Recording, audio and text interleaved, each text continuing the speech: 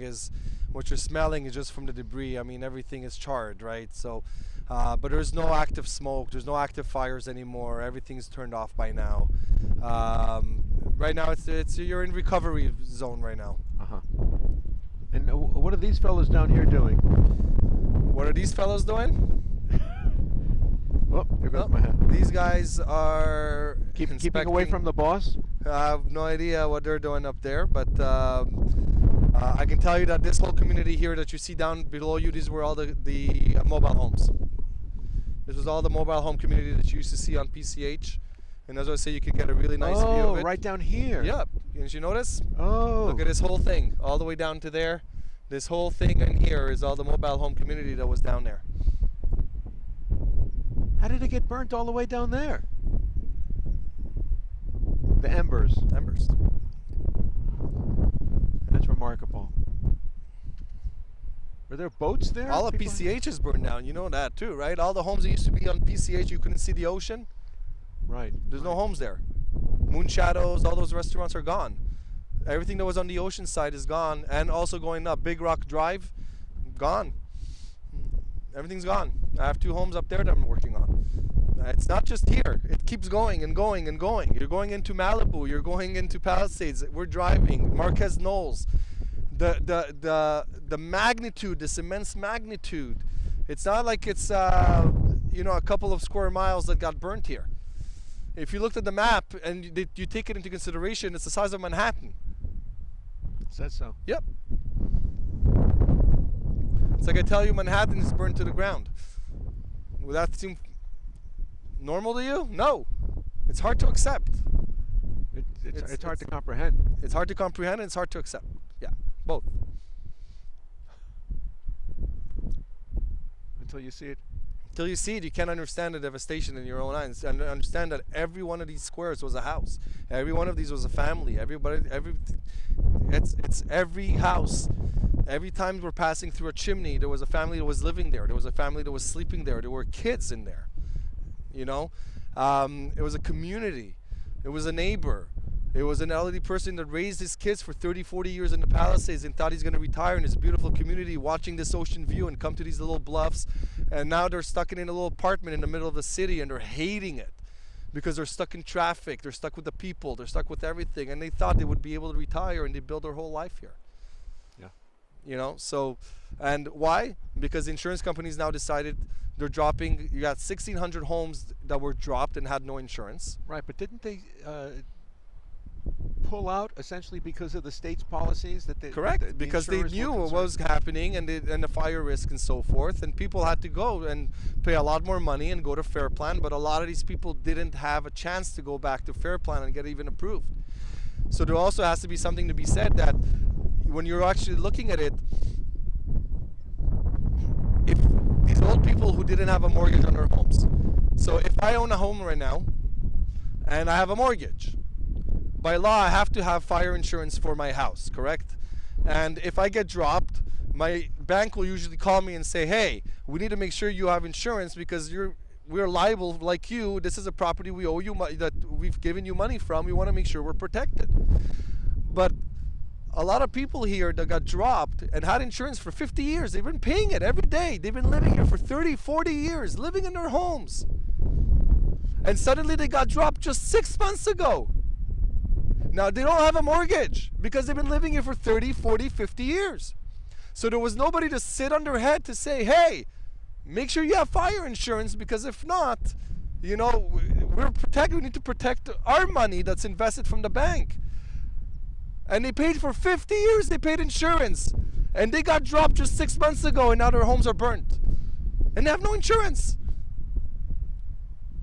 Not fair. Not fair. They paid it for 50 years. And now they got dropped. They got dropped and they couldn't get and they couldn't get. And until you go to Fair Plan, until you get accepted by Fair Plan, it's not like I call to my insurance company and I say, Fair Plan is a state-funded insurance plan. It's like state fund when it comes to your earthquake insurance. You can't get earthquake insurance through your insurance. It's a state-funded insurance policy. And that's exactly what's going to start happening. They didn't have a chance. After paying for 50 years, they got dropped. And because they didn't have a mortgage, nobody was on top of them, on top of their heads to say, hey, you need to make sure that you have an insurance policy to protect our assets as well as your assets. Because there was no mortgage. And now they're on the streets. They're on the streets. They're living in a little apartment from heaven. From heaven. I mean, paradise, really. Yeah, paradise. Yeah. To It's on the ground. It's on the ground.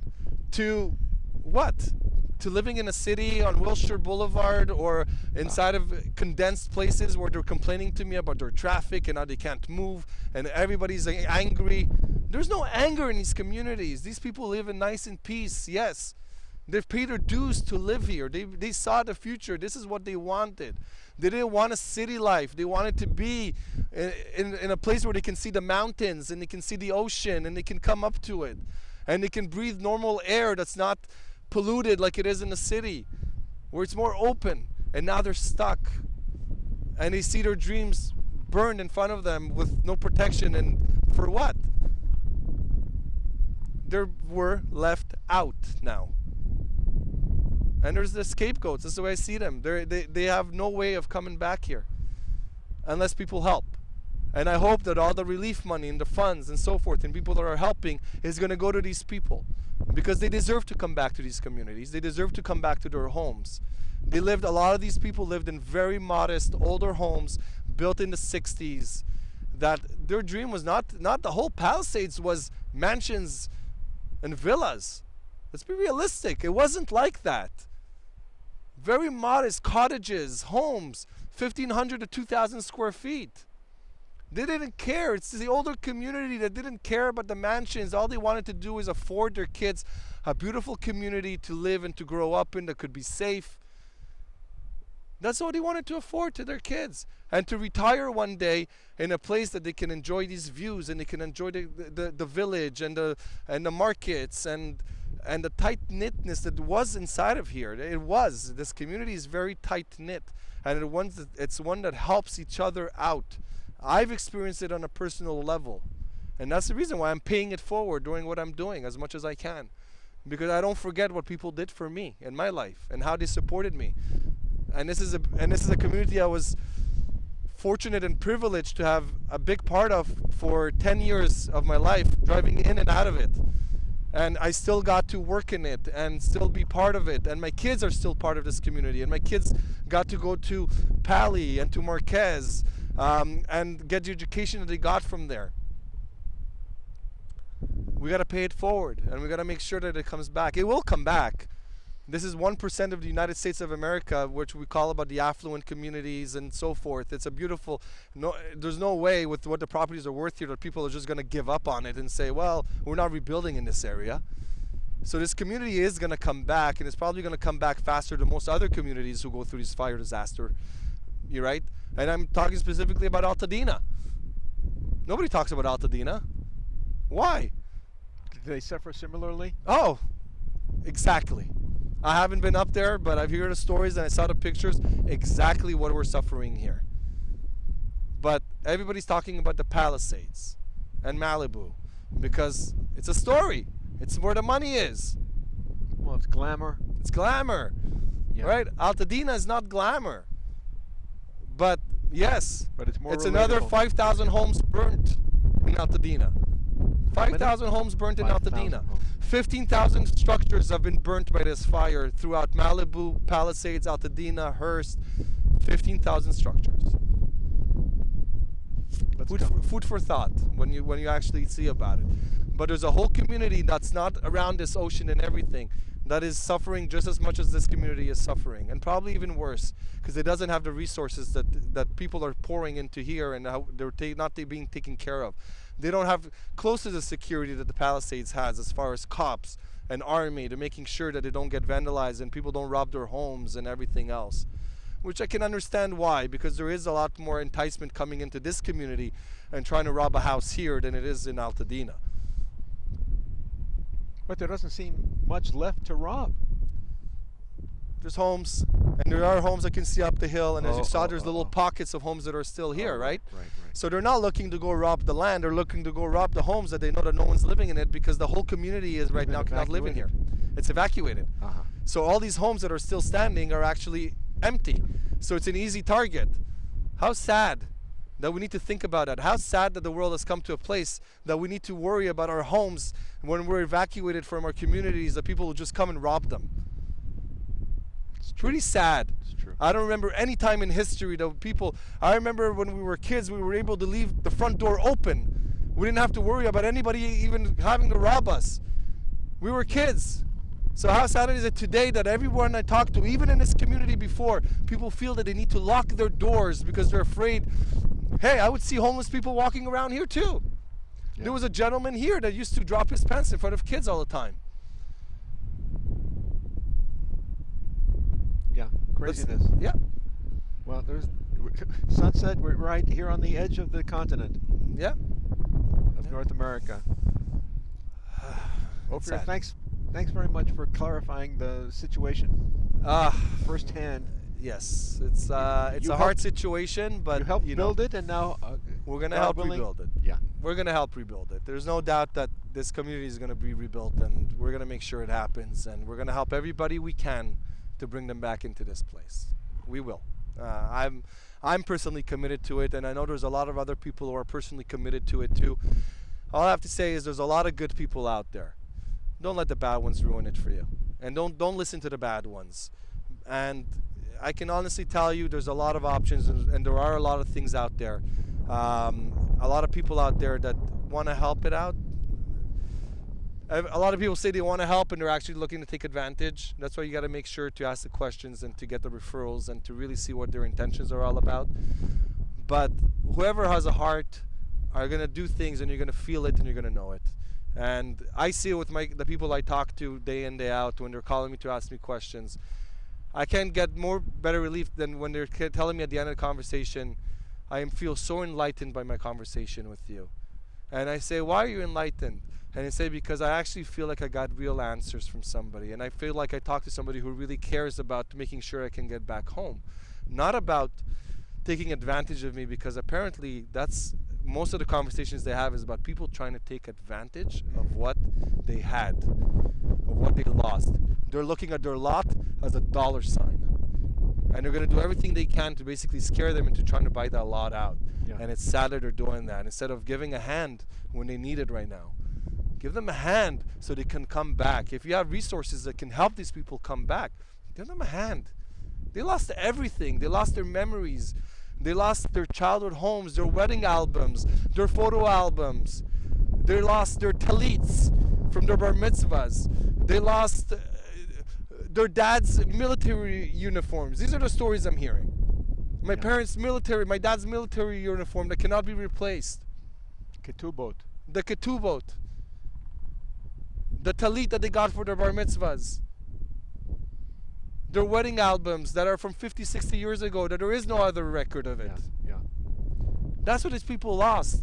Don't make them lose more. Don't. Help them. Help. They need help right now. And don't tell me they're worth millions of dollars, because millions of dollars will not replace the wedding album.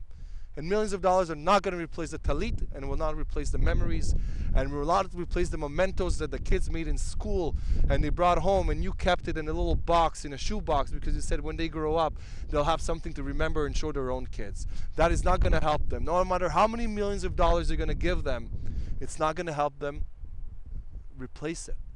We're going to be able to give them a new house, and they'll be able to make new memories. But everything from their traditions and generations and things that were passed on from their parents over to the kids are gone. And right now we need to help them. We need to show them, give them a shoulder to cry on, and to say, we've got you. We're sorry for everything you're going through, but we have you. And we're going to help you support, and we are going to help you to rebuild. Not, let me take everything else away from you. And that's what hurts me the most here, is that I see that, how people just want to take it away. And it's sad, and I say, no, stop. Can't. We're going to make sure that you get all the support that you need. Just find it. I'm not the only one out there, and I can tell you that thinks the way I think.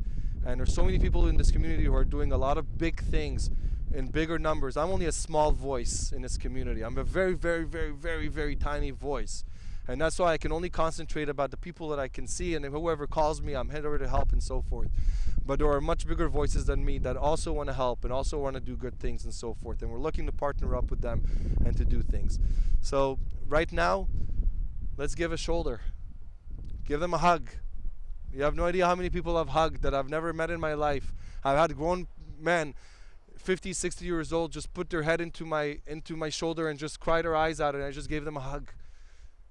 And I said it's okay, because they cannot do that to their wives, and they don't want to break down in front of their kids, and they want to show a strong face, but suddenly they come to their home over here, and I'm standing across the street, and I'm looking at them, and I'm saying, I'm sorry for your loss.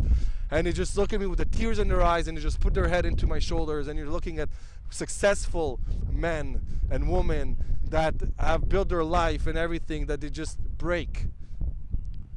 Give them that shoulder, give them that hug. They need it. That's what people read in our rights, compassion. You see all this that's going on, people need compassion. And I hope the world can find it, because it's something that we've become numb to. We've become too insensitive to what people are going through. We've become very competitive, what everybody has, how many millions. The Palace is rich. It's not that. There's people's lives here. People built everything they had here. And we need to be compassionate to that. We need to understand and to help them come out of it. This, for me, is an atomic bomb exploded in this neighborhood. Looks like that. Pure and simple. It's not a war zone. People talk about Israel and Gaza and so forth. Tell you what, it took us 1.5 years there. This happened in 24 hours. This community looks like a war zone, and worse, in 24 hours. Not a year, not 1.5 years, no bombs, no nothing. Just fire. Just fire. You're seeing everything that you're seeing, block after block, house after house after house after house, family after family after family. And these people did nothing wrong. Just lived their lives. And paid their dues, and paid their taxes, and paid their insurance, and then they were let down. And now they're left fighting. Let down by the let down by the government, let down by the insurance companies, let down by the world, let down by money, by greed. At the end of the day, it's let down by greed. What is this world after? Greed. Everybody just wants to pocket every dollar they can into their own pockets. It's not about giving back. That's why the insurance companies are pulling back. It's not profitable, right? But for 50 years, it was profitable for you to be here and to pay money and to take everybody's money for your insurance claim. Suddenly, it's not profitable for you. This world is run by greed today, not about helping people out. And it needs to stop, in my eyes. And we need to wake up to what's happening. The government is giving it all out to whoever. No, it's not about compassion. Give it to people who need it. Give it to my kids that I don't need to donate in the public school. Where Los Angeles alone is the 16th biggest economy in the world. In the world. 16th. That's our GDP. Not California. California is 5th or 6th. Okay, so LA is number 16 in the world. You can Google it. There's no way that the 16th biggest economy in the world looks like this. It doesn't have resources. There's no way why our teachers have to fight the union to just get a couple more $1 million in budgets when we're sending millions of dollars to protect people that don't deserve it. There's no way that our community needs to look the way it looks like. When you're the 16th biggest, countries don't have our GDP. And we're a city. I need to donate every year money to my school so that my kids can have a PE program or have a music program because the schools don't have enough funds? How sad. How sad are we? Seriously, that's the way I see it. How sad is it that all the money I pay in taxes and everything, that I get nothing back? Why? Why? Why does the illegal, sorry that I say this, why do the illegals get it? Why do I have to pay $2,500 for my family in healthcare? Why? For just to have healthcare when the guy that just jumped the border can actually go get a free healthcare? Why? Why? What reason can you give me? Why is it that my kid cannot get proper education because we have to bring education to so many people who are jumping these borders? Why? Why do I have to pay the price?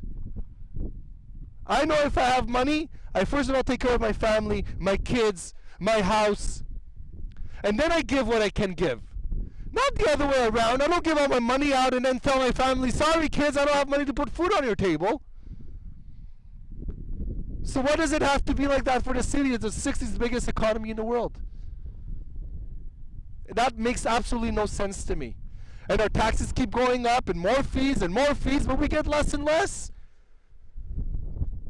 I told my wife, I don't know if just before this fire, even though we were talking, I always said California is great. I told her, tell me, am I going to be here in 5 years? I don't know if I'm going to be in California in 5 years if it continues down this road. When I wake up in the morning and I have a homeless guy sleeping in my planters outside and I'm afraid for my wife is afraid to go outside the door. Why should I live in that way? Why do I have a homeless guy almost break into my house and I call the cops and the cops come up to me and they say, look, there's nothing I can do. Because I still see the homeless guy running across the street, literally breaking into my house. Have it on video, have it on camera. Why wouldn't the police be able to do anything? Very simple. Because like they told me within a couple of hours it would be out back into the street. And then they tell you, and then they say to you, and also this, we've seen this happen. If they want to take their tent and park it in front of your sidewalk, in front of your house, to basically say, fuck you, sorry for my language here, we can't do anything to move them away from your front door. It's public property. They can put a tent right in front of my house. Is that fair? You think Is that normal? You're saying we need a? Are you saying we need a change in leadership in the city? Hell yeah! In the county? Hell yeah! In the state? Everywhere. Everywhere. We need to go back to the roots. We're not in the 40s. We're not in the 50s. We're a nation that was built on immigration, and I understand that. But guess what? In the 30s, 40s, 50s, 60s, this nation was still being built. People came here for a reason to build their lives, and they built it. When the water is full, when the cup is full, you stop pouring water. And the cup is full. We can't just keep bringing everybody into this country and saying, oh, this country was built on immigration. Yeah. Doesn't work. Because the resources, the system is not, it's being overtaxed in the hospitals, the schools. It's affecting us all. We're giving so much money out to everybody, trying to help the world out, but we're not taking care of our own. So enough of that. Take care of us. First. Americans. Americans. People who work. People who pay their dues. People who pay their taxes. First. And then give whatever you can out. I have no problem helping people, but not at the expense of my kids, not at the expense of their futures, not at the expense of their teachers. A teacher should not beg to get a raise. Teachers should not be needing to strike, and then you just pass $50 million to protect illegals. That makes absolutely no sense to me. How did you fight the teachers for months? Months you fought the teachers, and they went on strike, and my kids were at home, and they had to go through homeschooling, through Zoom. Why? Because you guys couldn't make a deal with the teachers to give them funds. But in 5 minutes, you pass a $50 million legislation to help keep these illegals in this country so you can fight their fights. No. No, I don't agree. I don't accept it. I'm an immigrant myself. I came to this country in 2001, right after the Twin Towers collapsed. Nobody gave me anything. I built it all with my own 2 hands. I made sure to do whatever I needed to do to become a legal citizen of this country. I paid my taxes from day one. There's ways of doing it. There's ways of coming into this country. There's ways of being able to be legal. There are ways. But I'm sorry if you come in here illegally and you jump borders and you do all this stuff. Sorry, it's no longer feasible. It cannot happen anymore. Because we are suffering. And when you're done taking care of us, then wherever you can, take care of them. I know we need them. But all I'm saying is, we already have enough in this country. Not only in California, in this country. We have enough. There's enough illegals in this country. And they're doing their jobs, they're working the farms. But it needs to stop. They're not even necessarily working the farms. They're not all working the farms. A lot of them are working the construction sites, and we need them. And yes, they balance the cost of things. And many are not working. Many are Many are not working and just taking advantage of the system and getting freebies, right? Low-income housing that we're just paying, so they can have a place to put their kids, and they can have a place to put their schools and their kids. And my kids who are in good communities have to have kids that are bused from bad communities to come in. My son went in and got involved with gangs. Why? His kid in Pali High. Why? Who are the kids who were the bad influences and the bad seeds? Kids that were bused. I paid a price for it. Society does. I paid a price for it. I paid a price watching my son getting into drugs and gangs. I'm the one who had to fight them and go back after when he wanted to get out and didn't want him to get out to say, hey, back off or I get involved. Nobody did. You didn't come down. Bass didn't come. Governor Brown back then didn't come and say, hey, what are you going through? Let me help you. I had to deal with the shit that they created. At my cost. I had to put my life on the line to go up against gangs and to tell them, stay away from my son. Because he wants out. He wants nothing to do with it anymore. And I'm lucky that he was able to get his life back in order. I'm very lucky that he made the decision. He saw the back place that he was going to. But how many people are lucky like me? How many people can stand up the way I can stand up for my son in front of these people and to say, no, you're not dealing with him anymore. Now you're dealing with me. And I'm not a kid. So, Yeah. So these policies are hurting us. These policies are hurting. There's a reason why people are going to Texas and they're going to Florida and they're going to all these places and so forth. But it's like this in many Democrat areas. Look, liberalism is liberalism. I'm not a liberal, that's for sure. I'm all for helping. I'm not a liberal. I'm not a Democrat. I'm not a Republican. You know what I am? I'm human. I'm a human being. I'm not an association, first of all. Nobody can associate me to anything. There's certain things that the liberals say that I agree with. There's certain things that the radicals say that I agree with. I am human. I'm about common sense and what makes sense for the world. Call me a conservative then. Call me whatever. I'm not an association. I'm me. I'm Ophir Jacob. I know my parents taught me good from bad, right from wrong. They didn't teach me Republican, Democrat, conservative, radical. They taught me how to think to myself about every situation, what is right and what is not right. And so should everyone. And so should everyone. We're not associations. I don't vote. You want to know why? I voted one time in my life, and I regret it. I voted for Ruth Caruso. Why? Because I knew what's at stake enough with what's going on. And obviously we got Bass. Hey, thank you, Bass. I appreciate what you did for us. You just burned down half the city. Thank you. Appreciate it.